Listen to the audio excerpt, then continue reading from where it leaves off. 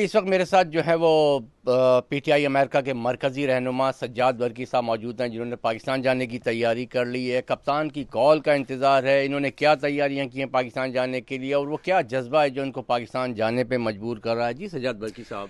जी कामरान भाई, बिल्कुल जैसे आपने दुरुस्त फरमाया, तैयारी हमारी मुकम्मल है। हम सिर्फ अपने खान साहब की कॉल का वेट कर रहे हैं।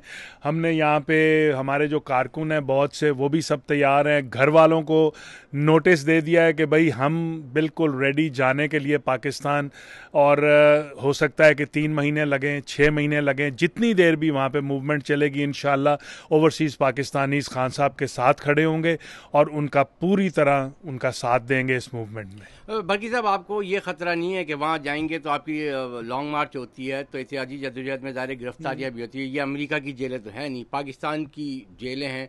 आपको लफ्ज़ याद होगा चित्रौल का भी, तो क्या इससे डर नहीं लग रहा आपको?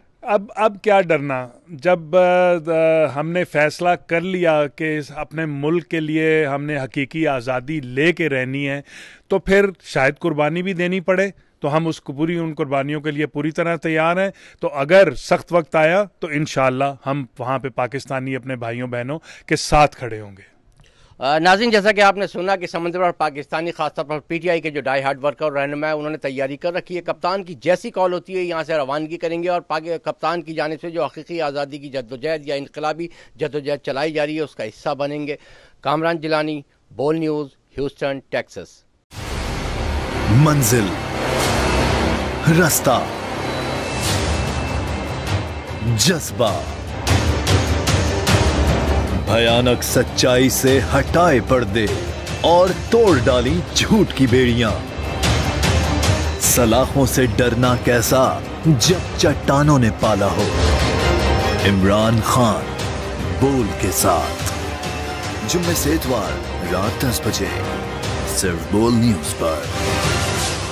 सबसे ज्यादा व्यूज, सबसे ज्यादा रील्स और सबसे ज्यादा रेटिंग के साथ बोल अब भी नंबर 1 पोजीशन पर बरकरार।